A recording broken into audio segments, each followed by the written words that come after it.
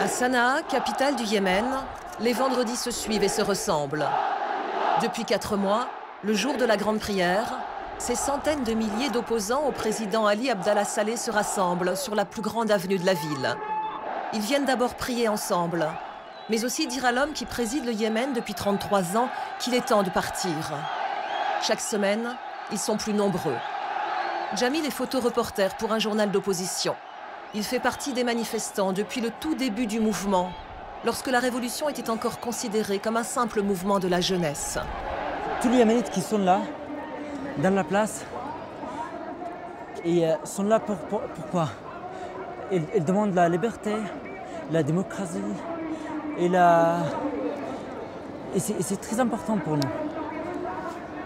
Ali Salah, il a perdu beaucoup de choses et nous, on a gagné beaucoup de choses. D'être ensemble, d'accepter tout le monde, ça c'est l'important pour nous.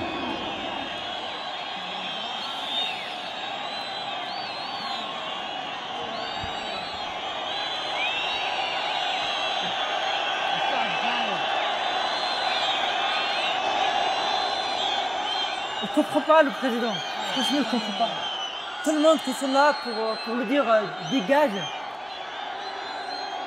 Qu'est-ce qu'elle veut? Ce que veut le président, gagner du temps probablement. Et plus certainement encore, s'accrocher au pouvoir. À l'autre bout de la ville, près de sa grande mosquée, il profite lui aussi de la grande prière du vendredi.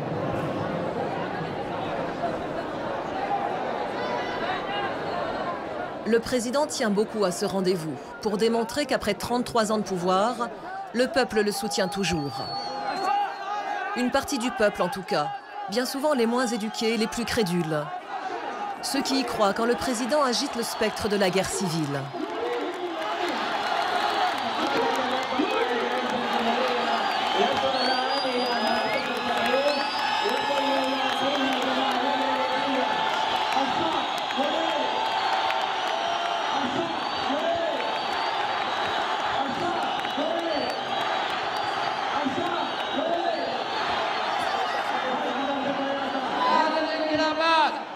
Non au chaos, non au renversement.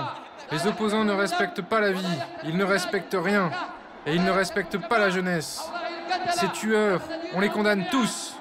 On condamne les bloqueurs de route, on condamne les traîtres, avec une absolue conviction. Non aux traîtres, non aux espions.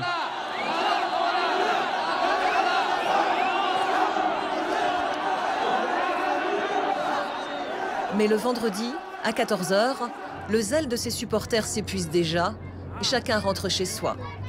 Le président le sait, c'est pour cela qu'il nourrit et paye largement une bonne partie de ses manifestants.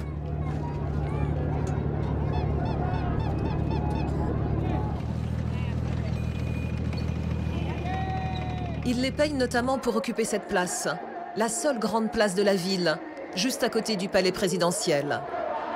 C'est la place Tahrir, la place de la libération, comme en Égypte. Une place qui a porté malheur à son homologue égyptien Hosni Moubarak et que le président Saleh n'avait aucune intention d'abandonner à ses opposants.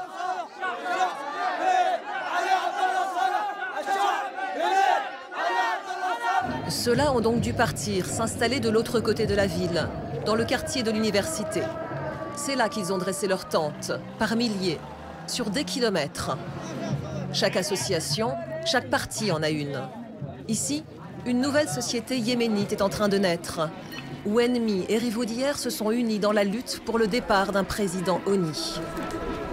Dans ce village de toile, au cœur de la ville, aucune arme ne rentre. Les seules armes autorisées, ce sont les mots. Et le plus commun, c'est le cri de toutes les révolutions arabes de ce printemps, « Dégage !» Ali Abdallah Saleh, il a laissé le peuple sans éducation, sans santé. Il a laissé la corruption s'installer. Il a volé les richesses du pays, le pétrole, le gaz, tout. Et puis toutes les élections sont truquées. Il a volé la démocratie.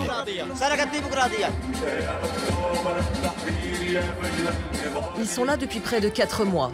Et si la lutte politique a parfois des allures de kermesse, l'effigie du président au bout d'une corde rappelle qu'il n'en est rien.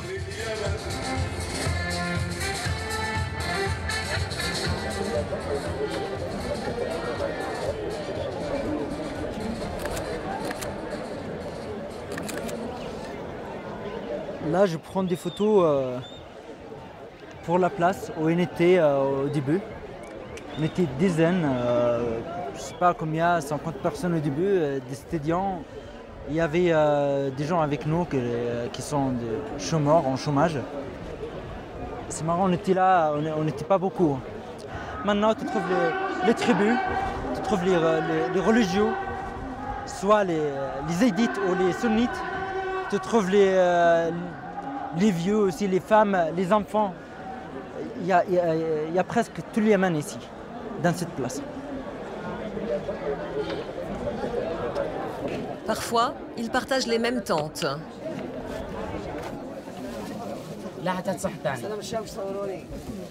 Certaines d'entre elles sont ouvertes à tous, comme celle-ci. De jeunes instruits des villes et des jeunes des tribus du Nord partagent le riz aux épices et des liaisons Internet.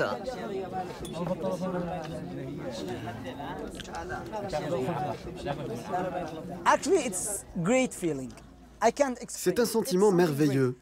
Je ne peux pas l'expliquer. C'est quelque chose de génial. Quand tu arrives ici à la place, tous ces gens qui ont quitté leur maison, leur boulot, leur business et qui restent ici jour et nuit, et tout ça pourquoi? Ils ne reçoivent pas d'argent, c'est juste pour leur pays, pour le peuple du Yémen. Ici, les gens se soucient les uns des autres, ils s'entraident, ils respectent les femmes. Pour moi, c'est une nouvelle vie ici. C'est comme dans un lieu religieux.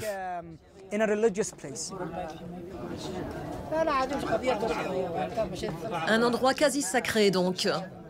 Un endroit de paix en tout cas, où on écoute les anciens, surtout quand ils prêchent la sagesse et la modération. Chaque Yéménite a une arme chez lui, dans son village. De père en fils, nous avons toujours été armés. Mais moi ici, je ne veux pas d'armes, je veux du changement. Ici, c'est une révolution pacifique. Celui qui veut la révolution ne doit pas prendre les armes. Dans mon village, je suis armé pour défendre ma maison. Mais ici, les armes n'apportent rien. J'ai laissé ma calache chez moi. C'est une révolution pacifique. Les seules armes visibles aux abords du camp, ce sont celles de ces militaires. Ils sont là pour protéger les manifestants. Ils n'obéissent plus au président Saleh.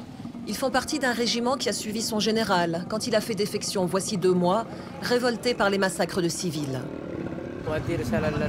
Je tiens à adresser un message à mes frères de la sécurité centrale et de la garde républicaine. Je leur demande de se joindre à la révolution des jeunes parce que nous formons un seul peuple. Nous sommes tous musulmans et tous unis. Le 18 mars, les hommes de main du président avaient tiré dans la foule, faisant ici même 52 morts. 52 martyrs dont les photos sont partout. Chaque semaine, les militants pro-Saleh font d'autres victimes. En 4 mois, quelques 200 morts et plusieurs centaines de blessés. Tout récemment, le 24 mai, le domicile d'un puissant chef de tribu a été la cible de tirs de missiles. Et pour la première fois, il y a eu riposte. Les coups de feu échangés ont fait 44 morts. Jamil a couvert bon nombre des manifestations qui ont été attaquées. Ces photos ont été publiées par la presse d'opposition, toujours autorisée, mais pas dans les journaux pro-salés. Parmi ces blessés, il y a eu Hachem, un de ses amis proches. Il a pris 3 balles lors d'une marche pacifique fin avril. Plusieurs de ses amis sont morts ce jour-là.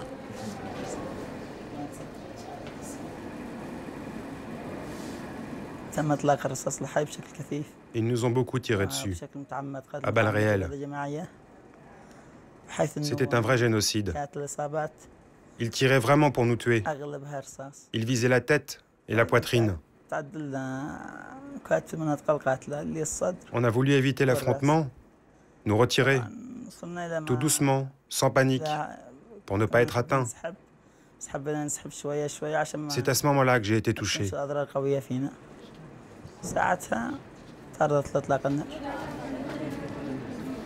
Ce jour-là, quand les hommes de main du président ont tiré, les manifestants n'ont pas riposté. Et ils n'en ont toujours pas l'intention. Pour eux, pas question de prendre les armes. Ils resteront non violents le plus longtemps possible. Nos amis ne se sont pas sacrifiés pour que je les venge. Ils se sont sacrifiés pour libérer leur pays. Et nous, on poursuivra notre révolution jusqu'à la chute du régime. On ne reculera pas.